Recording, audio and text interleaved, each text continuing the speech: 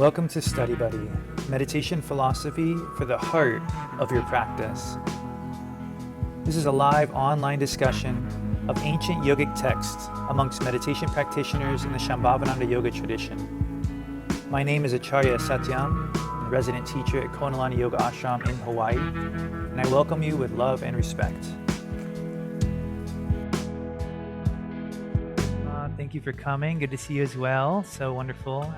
First, I do want to give a shout out and thank you to Geeta, Radharani, and Bob. They sort of went the extra mile, wrote out their comments from last Sutra. And so I think we're going to have a really cool newsletter post based on that Sutra. And it really felt dynamic to hear from 3 different Sangha members about how a sutra sort of impacted their life. It reads really powerfully, and so I hope if you have the time and your life permits it, as that comes through for you, that you might take the time to put your comments into words, because when we speak as a group, it's quite powerful. It is quite powerful. Hey, Prabhati, welcome. So we're going to take a moment now to look at the previous sutra. And along with some of the focal points that were presented in the little Pocket Sutra booklet. So if you have that handy, pull it out. But don't turn it around to show that you didn't fill it out. Just act like you filled it out and it's all full of writing and the drawings are on there and everything. Just totally bluff that one. Okay, so Tripa Dadya Naprananam, emerging from the state of Turiya, insert the absolute bliss of that state into the waking, dreaming, and deep sleep states, and they will become one with Turiya. So as we saw from that sutra, a way that we were interpreting it was really about, the first focal point had to do with what we do in these moments of, for simplicity's sake, in these moments of joy, when they strike. How do we retain it? How do we hold those moments of bliss? Through surrender. One of the first concepts that sort of bubbled up was just, does this change your perspective on how you interact with joy, or with the things that you want, or the things that you seek out during your day? And then from there, so I'm going to just open the door to both aspects of the sutra. We saw that there was something really, I thought this was sort of like a powerful way for Lakshmanju to write it. This was something that really stuck with me from the sutra. The whole universe has come into existence just to carry you to God consciousness. It is not meant to push you down. The universe is meant for your upliftment. If you know the trick of awareness during those moments of joy, you can enter God consciousness through taste, song, tension, and we had all those examples from the Vijnana Bhairava. So with that being said, were there any moments, for example, I know Anandama, you said you've been working on this for a long time. Oh, and Nanda Devi, wow, thank you for being here as well. So good to see you outside. That's rad. I know, Anandama, you were saying that you were working on this prior to this, so maybe we had some breakthroughs. Anyone else, feel free to chime in, but take a moment, and if you'd like to offer up some comments, and I'll just leave a little space right here.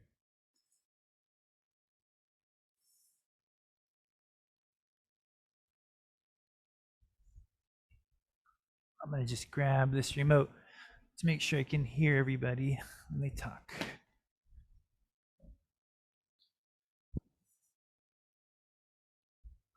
All right. Sort of like the first song at a dance.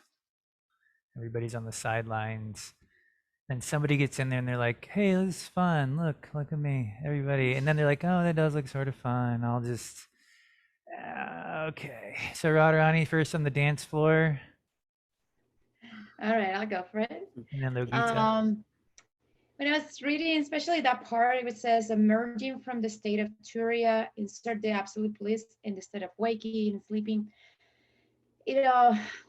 What came more for me these couple weeks was coming out of my meditation into the world. That was more of where I kind of like my interpretation of this kind of like went to.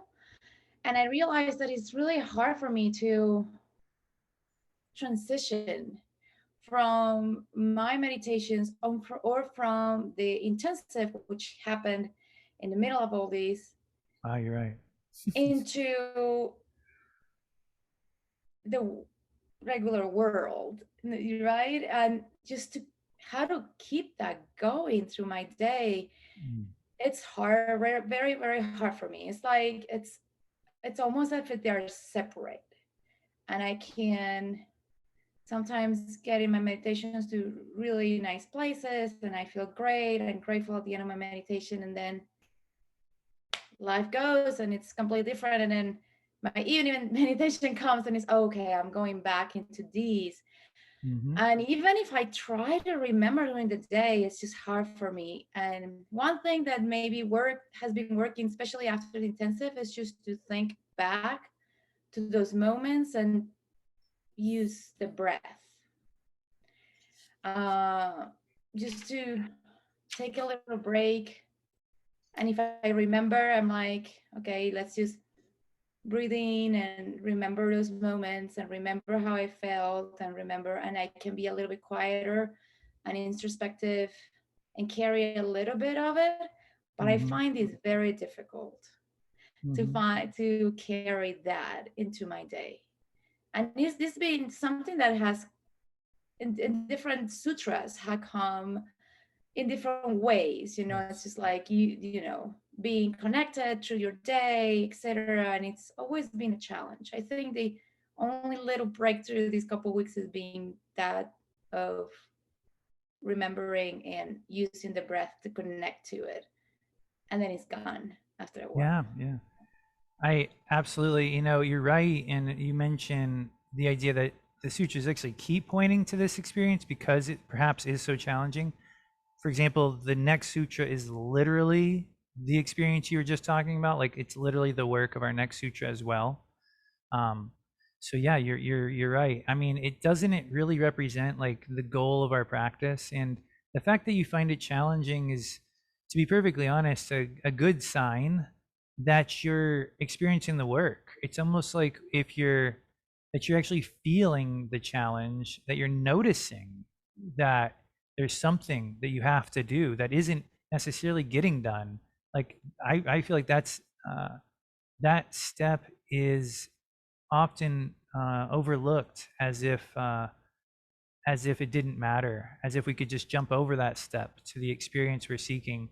But I feel like what we're feeling in those moments is our potential. For me, something I've been doing recently. Not every situation permits it, but when I like you'll be like, I should be doing mantra right now, and you just start doing mantra, right? And then like minutes later, it's just gone. It's just gone. Where did it go? It really bubbled up, and so I know this could sound silly, or it might sound totally normal, but I actually use that metronome thing that I made where it just like beeps sort of in the background. And I found that like that extends that period a lot because I can't get so easily distracted. So sometimes it can be helpful to set a goal. Like if you remember to catch, to be with your breath, like what task are you working on? Could you do it till the end of this task? Like setting a small goal can sometimes get you further than setting the infinite goal, right? So that's just one thing that popped up for me when you were speaking. And I was like, oh yeah, and I've had a little bit of progress with that, with the support of that metronome, which I know isn't always possible, but it is sort of a background noise and people don't notice it. So, but thanks, Radharani, for kicking us off. Yogita, do you want to chime in? Yeah, I was going to comment on this little book. I did it in red. Nice. You said do it in different colors. I was thinking about 2 Wednesdays that I had. Wednesday before last, I was teaching a craft class. We were making these beautiful wreaths for the doors, and I love to do crafts. And so it's here to compare, something in your daily life to something you're creative with. And I was thinking about that first Wednesday, how I would, get all my stuff together and how excited I was to show them how to do it. And they were creating this beautiful wreath. Well, I was having trouble getting my house cleaned. And that's what I did this Wednesday. And it was just like drudgery, you know. I mean, I didn't look forward to it or anything. And so I was trying to think about trying to bring that excitement that I had making the wreaths and to the house. And one good thing about cleaning the house is I put on chants, and that helps me a lot. Where I can't really do that when I'm, you know, teaching wreaths or stuff. But that's what I would still rather do wreaths than to clean my house. Nice. But trying to bring, you know, but it is really nice when you get it all cleaned and you rearrange things, and you know. Yeah. It's similar. You have a very similar comment to Radharani in that you're sort of, you know, reaching back for that experience where you're like, I know this exists in there. I know it's in there. I felt it before. I feel it in these times at the intensive. I feel it when I'm doing wreaths, and that is sort of a way for you to tap back into it. That's really helpful. And I saw your hand go up, Usha. You probably wanted to comment on Yogita's comment. Well, that and just so I remember Babaji saying that this our spiritual work always has to be intentional. You know what I mean? We have to make the effort.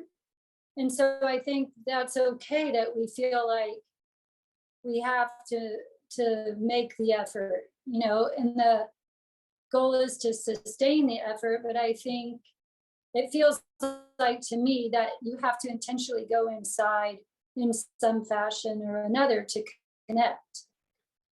And I wanted to share one thing for me that I've been working with, and it's that just trying to feel that part of me that's always present for the experience of the object, or that's always like to feel like it's just like really subtle, but to go there for, you know, because we're the teachings and we know we can always get there, you know, we can feel the witness or our awareness, but just to intentionally feel that part of me that's always there through waking. And when I can do that, it's it turns out to be a blissful experience if you maintain it. It turns out to be, anyway, so that's how it's been working for me. And then the last thing is today when I was working with that, I remember the thought of that in the teaching that in pleasure and pain, it's all the same.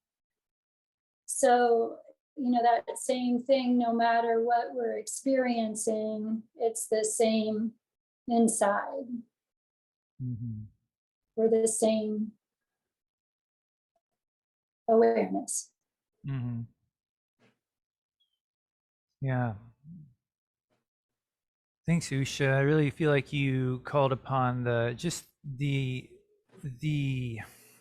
essence of what we're reaching for in these moments of these fleeting moments of joy, when we get a spark, or as the sutra says, like a flash of lightning of happiness that occurs, and in that moment we have the choice to either fixate on the light, what the lightning flash is illuminating in front of us, which could be like a ripe strawberry, or to actually feel the source of this flash of lightning, which is in our heart, which is actually eternal. It's just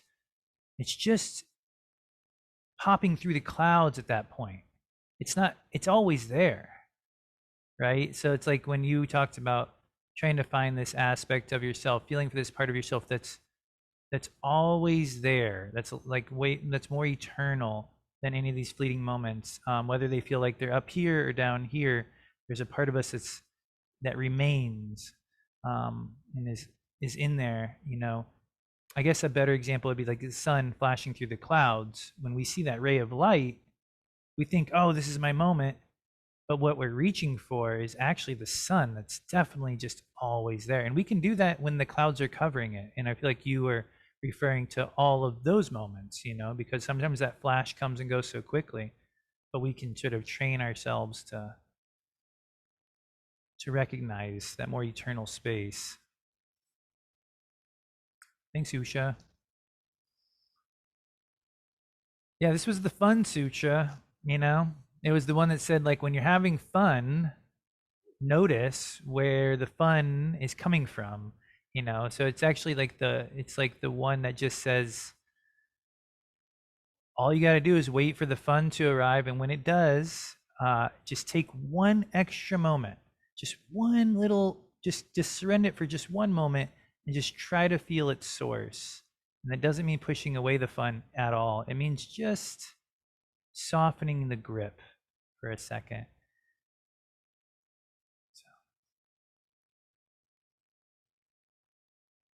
Songs, melodious songs, it says, like when you have an experience like that, it's totally an opportunity. Food, beverages. For thousands of years, people have enjoyed food, beverages, and songs. And only the yogis have been looking at them a little bit differently. All right, last minute or so, in case there's any last comments. Sure, Bob. Something you said reminded me of telephone poles.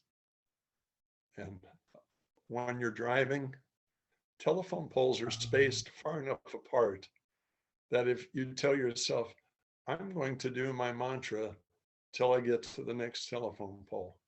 If you find that that's easy, then you say, I'm going to do my mantra till I hit 2 telephone poles. Yeah. Or 3 telephone poles. If you've got a nice long drive, you might be surprised. Anyway, that's something that I've always enjoyed doing when I'm taking a trip.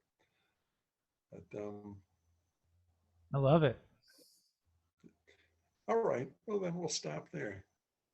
You got it. I think we all have to try it. I mean, I'm definitely going to try it. Usha, yeah? I had another experience of maybe how we can reach this state is I was introduced to this, to watch this YouTube of a famous piano player, artist that is from, I believe, Sweden. And when I was watching her play, you could tell you could watch her go to this place that we're talking about, and she was the music.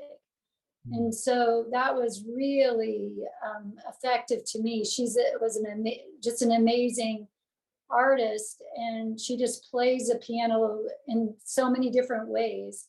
And so that was another thing that I thought was really effective of connecting. Absolutely. Yeah, we don't have to, we can go to the source when we're the audience or when we're the artist or the creator. And in both cases, it's better. Sure, Rujanima. Hey, can you guys hear me okay? Did I get closer? Okay. I haven't been to a lot of classes. I've been working a lot of hours over the past several months. But one thing I have done, because I've been at work so much, is to find time in my day to connect with that. I've found like physical cues for myself.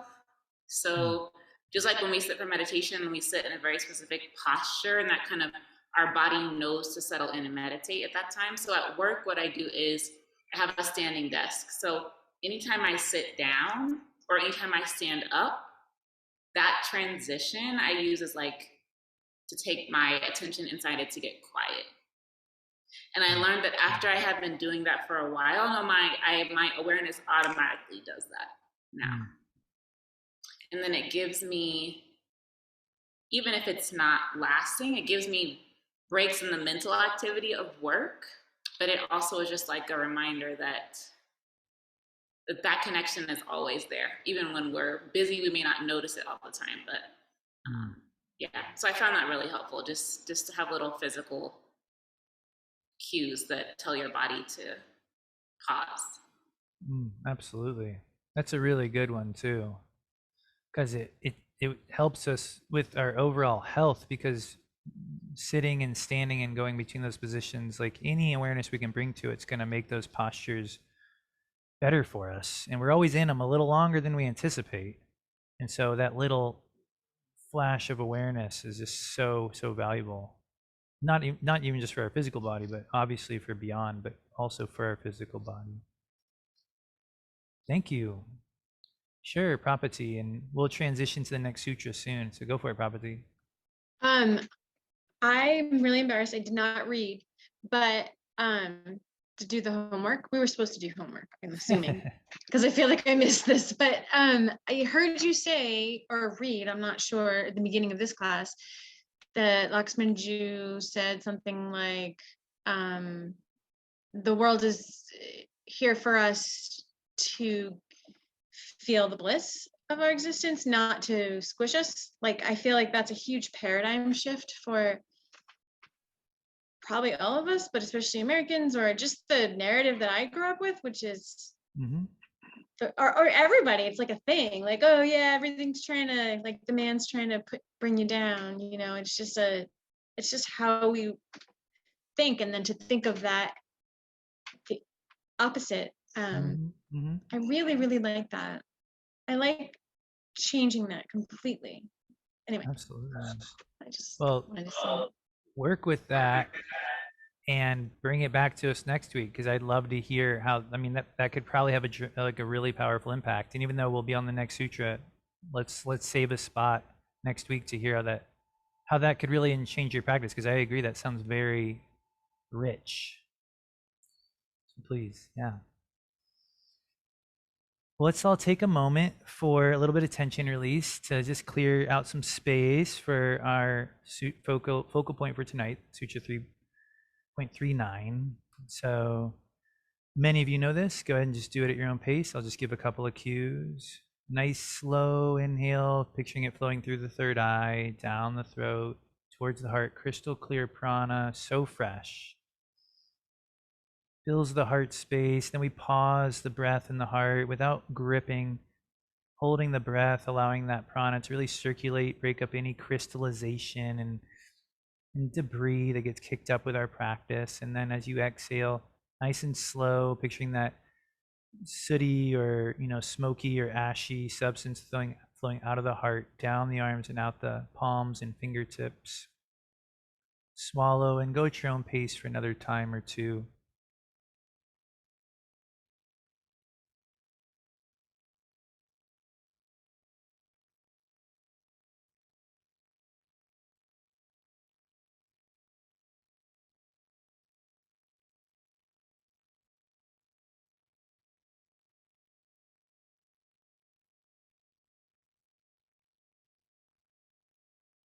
Just let yourself get totally empty.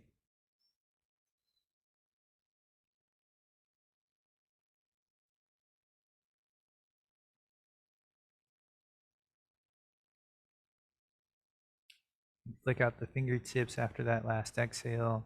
Wipe off the arms. I'm going to bring myself into full screen just in case anybody's not able to do that on their own end. And please remind me when we discuss, I'll go off of that. Sure. So let's start by pronouncing the sutra together. This is Chitta, Stiti, Vacha, Rira, Karana, Bayashu. I guess it's an SH, shu. Chitta, Stiti, Vacha, Rira, Karana, Bayashu. It's a mouthful. And have fun with that one time on your own.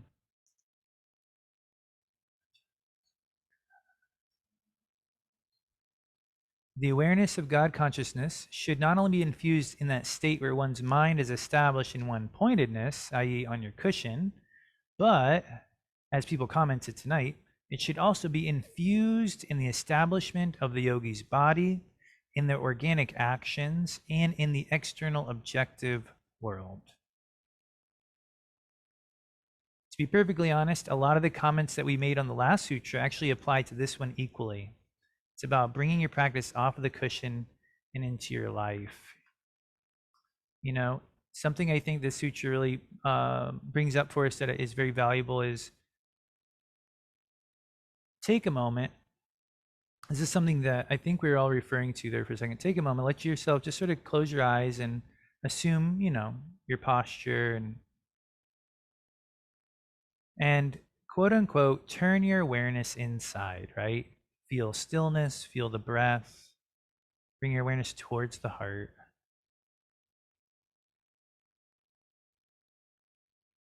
And what this sutra asks us to notice is, what is this? Who are you right now when you do this? Is this a different you? Or is this a state of being that you can call upon even when you open your eyes? So take a moment with the eyes open and do the same practice you were just doing. We're lucky that this concept is so familiar to us. It is literally the name of our tradition. Shambhavananda, Shambhavi Mudra, the ability to have one's awareness inwards while you deal with the world outside of you. This sutra teaches that this is not only a goal for us to strive towards, but this is essential to give life to our life. That this is where life force comes from. This is what makes your world magic. This is what puts you in the flow, right? So we think, oh, I'd like to do that more. But essentially, it's like this is what we're living to figure out. This is the joy we're seeking. And it's a practice like any other. Think about mantra. When you start doing a mantra, it's in the mouth. It's Om Namah Shivaya, Om Namah Shivaya, Om Namah Shivaya. You do it longer, whether that means more mantras, more malas, or years, you know. And it finds its way to the throat. It finds its way to the heart, to the navel. Om Namah Shivaya. And it's a totally different experience.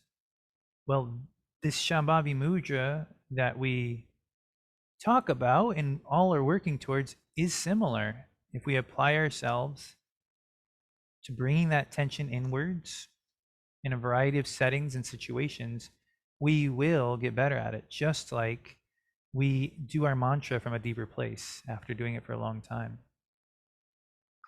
And what we find is that that is the life force that sustains us.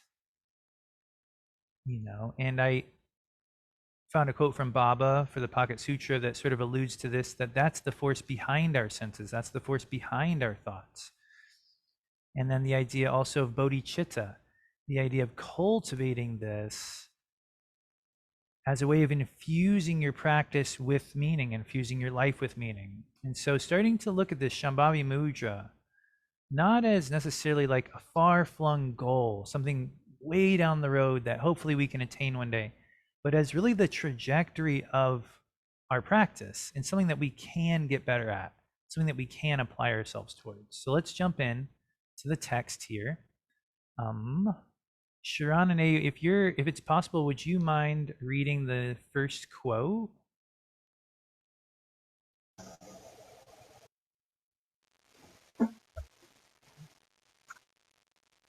The yogi should also find the state of Turiya in the objective world. You must infuse Turiya, which gives life to the three states, waking, dreaming, and deep sleep, in each and every action of the universe. When one is introverted and their mind is established in one-pointedness, that is the state of Turiya. In the same way, when your consciousness is directed toward the objective world, when you are extroverted and not introverted, then in the action of the body, in the action of the organs, and in the action of the external objective world, you should hold the awareness of internal consciousness. Then, in time, you should also infuse the life of Turiya into that state.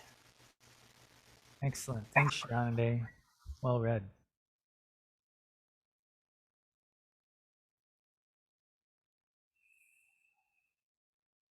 So right away, our goal is to find this inner awareness in the objective world. We must begin to infuse this inner awareness into all the states.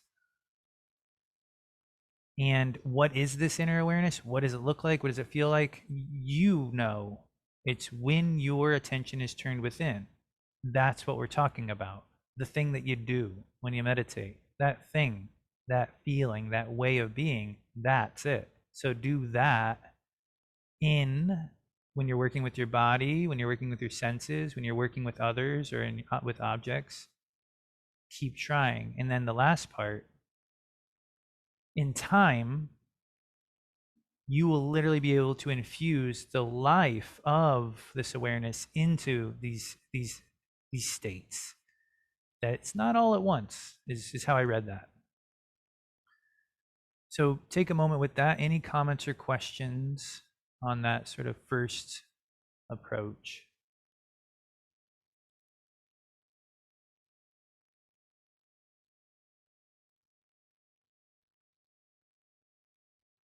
Bob, sure.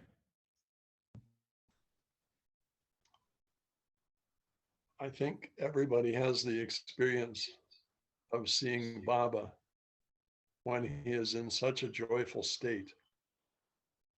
You know, the Shambhavi Mudra, he's aware of every one of us out here and still very deeply inside himself, but full of joy. And no matter what you're doing, if you can remember to visualize Baba in that state, it makes it really easy to find it in yourself.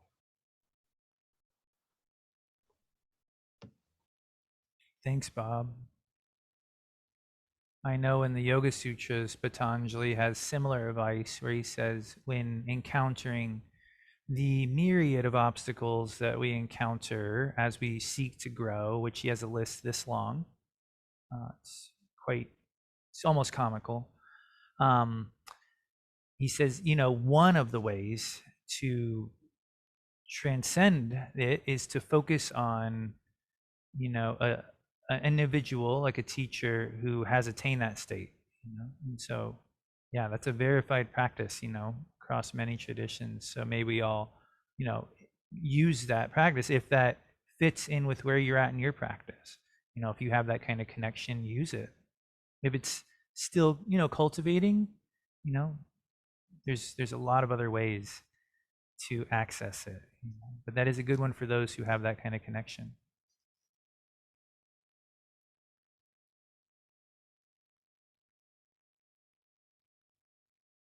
So right now, as you all are sort of looking at the screen, can you just do that little shift? Let's say you're going to go this way, and instead you go like this way, kind of like, or I guess it should say like in. But can you feel that little shift when you want to do it? Like how you're like, I can be spiritual right now. I know that sounds sort of cliche, but it's there. We're all practitioners, so it's not really cliche. It's just sort of that shift. Like if you can feel that shift, like that's really, in my opinion, what we're looking at right now. Oh, Anju, great, go for it. Just gonna say, sometimes it kind of feels like having a superpower. So you could be in a room full of people or by yourself somewhere, and you get that, I don't know, it just sort of, I guess more so lately for me, just kind of arises sometimes, and sometimes it sort of surprises me because I might not be being as conscious about it, but it sort of just shows up for me. And I just feel so grateful to have that, like looking around a room full of people, and maybe they have something like that. Maybe I don't. I'll never really know, right? Because we don't necessarily, I'll talk about it with like strangers in the grocery store or something, but it's just kind of incredible that it's just there, and, doing the work that we do every day just sort of allows it to sort of flood in when you need it. And it just kind of feels amazing that that slight little shift, it's kind of like just magic sort of arises and allows like my entire perspective to change and helps me remember what I am instead of getting, lost in the delusion of what I'm not. Thanks, Anju. So many wonderful messages in there about the superpower, that it's such a subtle shift you wouldn't even recognize it if someone was doing it in the room that you're in, and that it really is the way that we know who we are, because finding who you are amidst all the sensory information and thoughts in your mind is like a needle in a haystack, whereas this is like a lot clearer, just that little shift and you're like, there I am. Anandama? Yeah, I really liked what Anju was saying. And I think because I've been able to do that, since the intensive, it's been really hard. I've had a tidal wave of emotions that are not pleasant and conflicts with people that I usually haven't had them with, and challenges.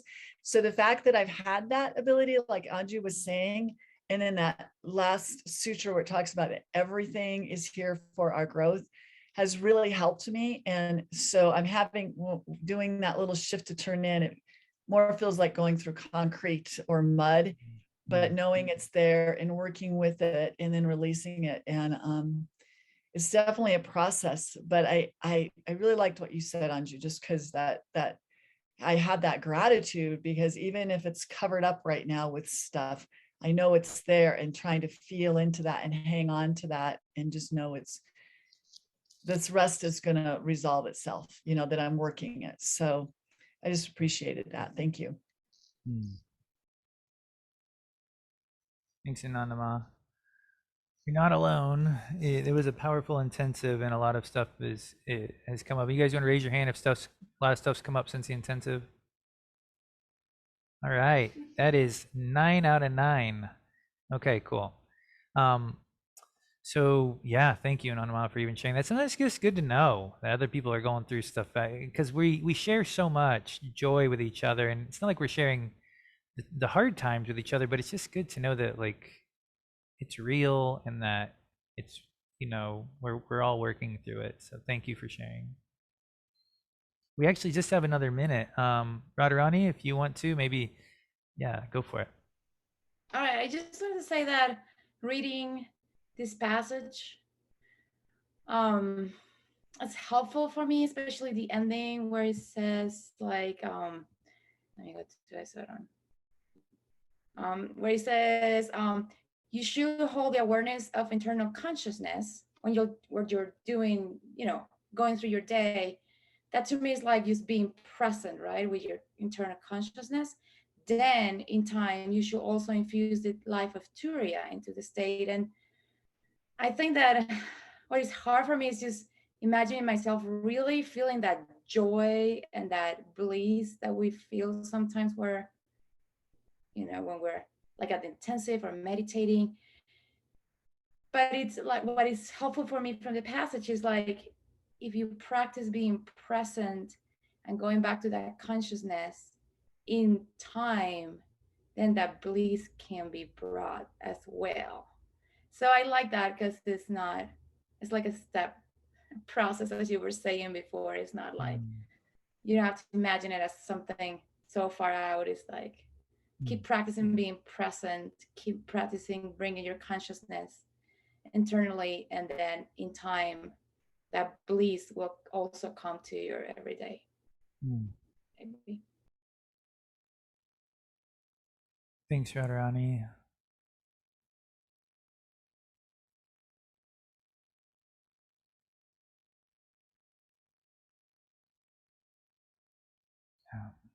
Yeah, this inward turn. I mean, we're all totally capable of it. You know, the talk last week from Yogita and Dharma showed us that the very concept of it could happen spontaneously, we're so close to it. But then on the other hand, as Yogita shared, after a million Tara mantras, you get close to it as well. So we gotta, it will pop up like last sutra saying, hey, it pops up, grab it. When it pops up, surrender in that moment, feel where the source is, and rather work towards it in your daily tasks, little by little, little by little. And so there is more to the sutra that will be in the Pocket Sutra for the week. I encourage y'all to print it. It'll be on Facebook, available, etc. on the Sangha Friends, and you'll see the last half of the sutra as well as a quote from Babaji and a quote about bodhicitta that sort of helps to tie it all together. Because essentially, what we're doing is when we do this, we're creating this sustainable way of being where we keep pulling our awareness within, and that keeps nourishing us from within, and it keeps growing us. And so that growth, it's almost like composted right back in. That awareness is composted right back in and nourishes us yet again to keep growing. It sort of creates this, well, a wish-fulfilling tree is how the sutra puts it. Or like in the bodhicitta practice by the Kempos, when they say at the end of their description that, I'll just go ahead and cut to it real quick, and then we'll meditate. Did it stop there? There we go. At the bottom, it says, if we repeatedly and firmly reestablish our feelings of love, compassion, joyfulness, and effort and freshness, it says, our practice will become an undying practice, continually staying in a state of growth. So, that's another half of what we're after here. So let's meditate with this, put it into practice, and then it's sort of in your literal hands with the Pocket Sutra over the next week, and then we'll check back in. Welcome, Dharma. Glad to see you. So yeah, feel free to move a little bit, to roll the spine around, rock in the sit bones.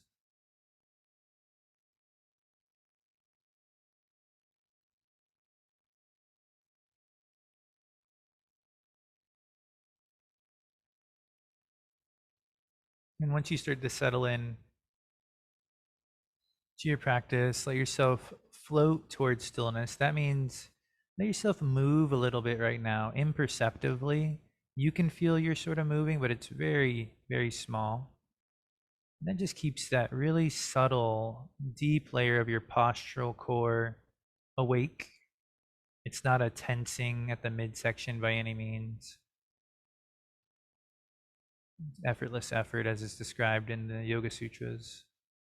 And you should be able to arrive at a state of balance. And then from that state of balance, we can find our breath flow, and we work with it very similarly. Where at first we imperceptibly manipulate it, just a little bit of pulling in and a little bit of pushing, just to make it smooth, very gentle touch, but we are stretching the breath a little here. Our breath tends to be shallow, and so gently stretching it is usually taking us towards our natural breath flow.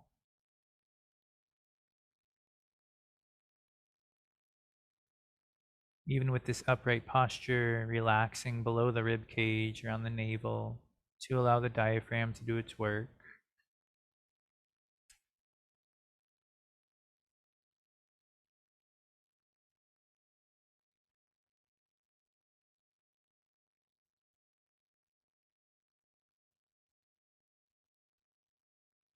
Allow the eyes to close. Can swallow, clearing the pathway to the heart. And just take a moment to observe yourself. What is it that you're doing right now? We call it hard sometimes. Sometimes we call it blissful. We call it work. We call it rest. We call it everything. This inward gaze. Well, what do you call it right now? What does it feel like? What's the difference between this and your normal gaze?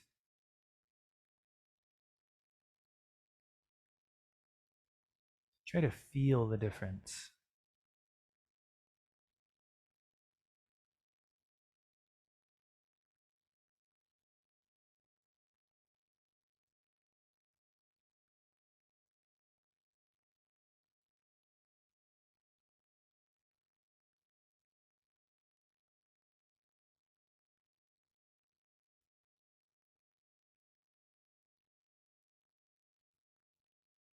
As you bring your awareness down towards the heart, there's a seat for you there.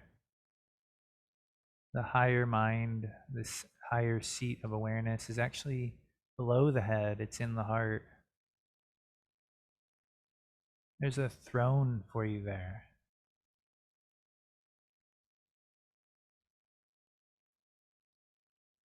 We can rest our awareness from the heart in the heart space.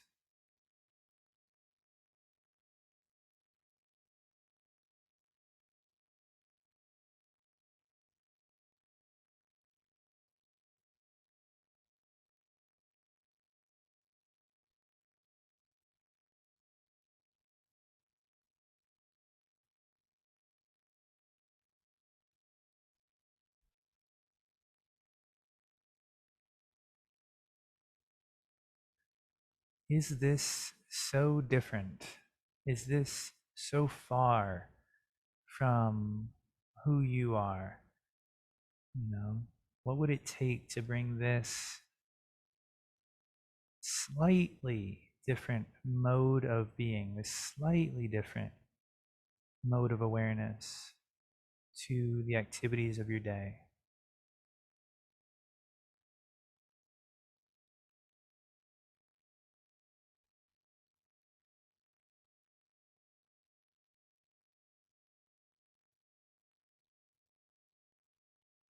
You probably feel safe here.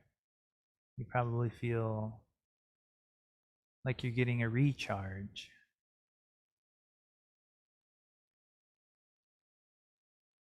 Why wouldn't we want that all day?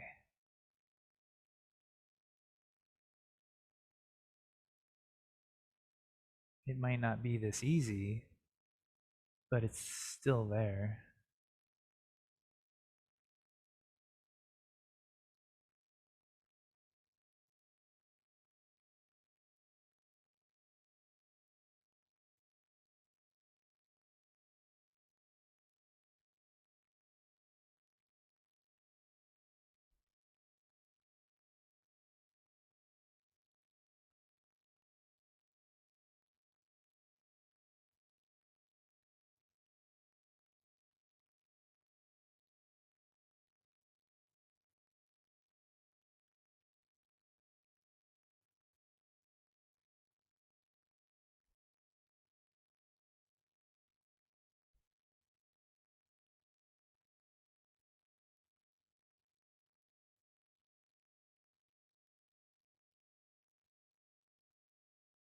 Chances are you can still feel your body.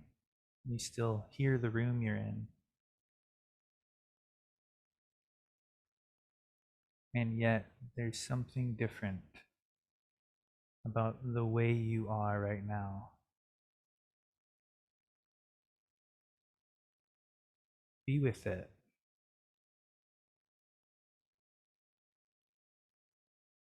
Don't take it for granted.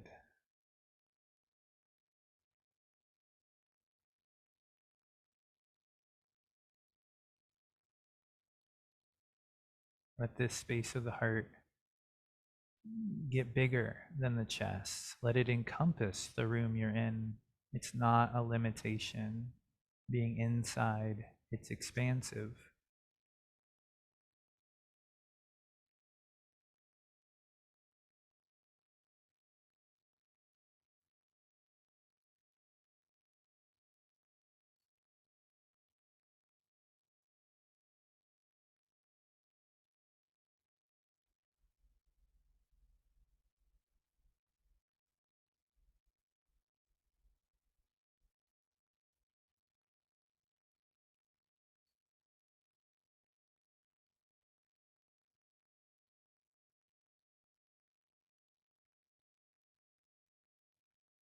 This space of awareness is very sustainable. If it doesn't feel sustainable, you're probably overdoing it. It's the most sustainable place. It's the most natural place to be.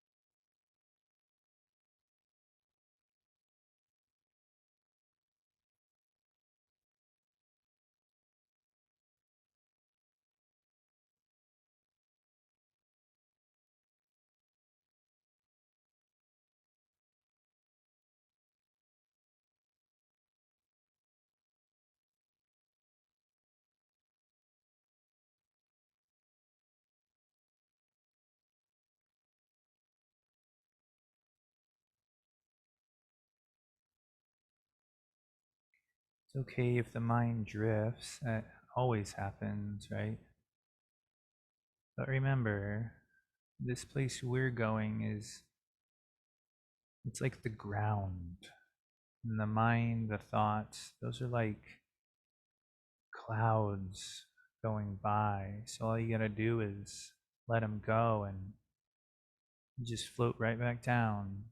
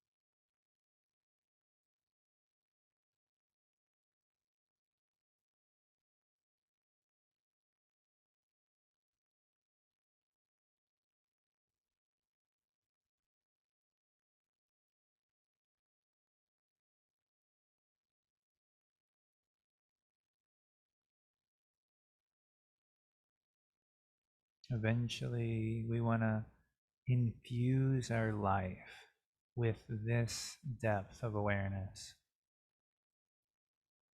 Can you imagine even just eating dinner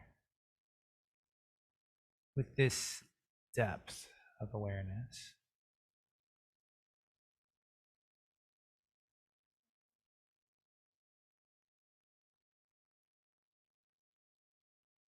Can you imagine being with a friend with this depth of being?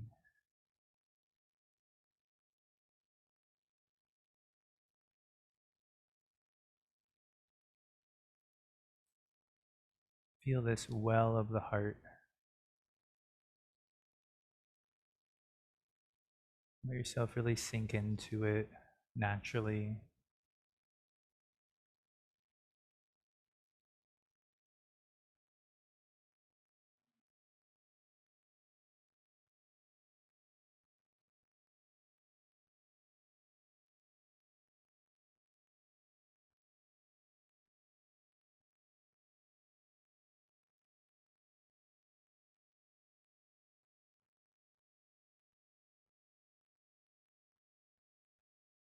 And for the last couple minutes, allow your eyes to open, and keep your practice going inside.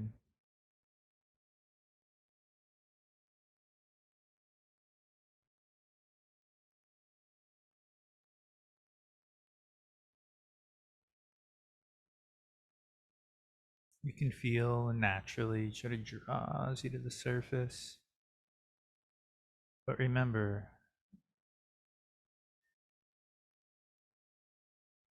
this version of you is the simpler version, the deeper version. There's nothing actually keeping you from it, except for our attachment to interpreting our senses, to participating in our thoughts. So try letting those go like a cloud here for this last minute.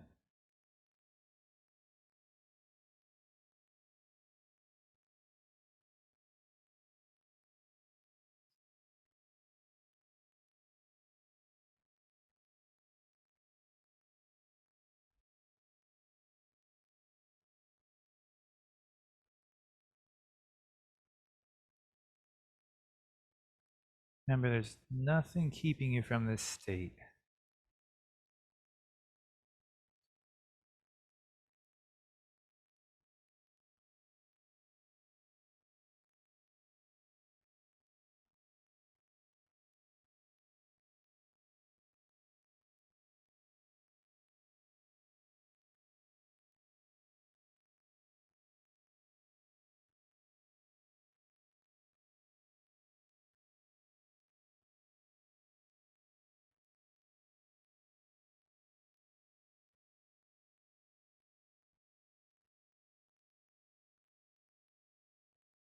Let your gaze be soft,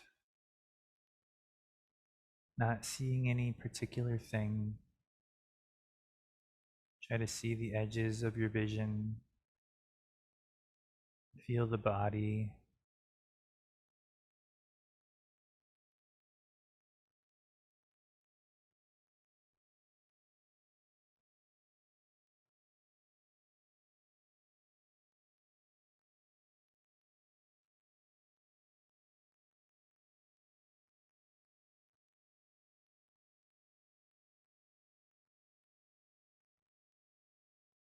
And don't be so quick to let go of this version of yourself.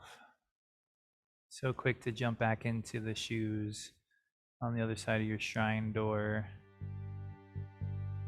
You know, this version, according to the sutras, is you.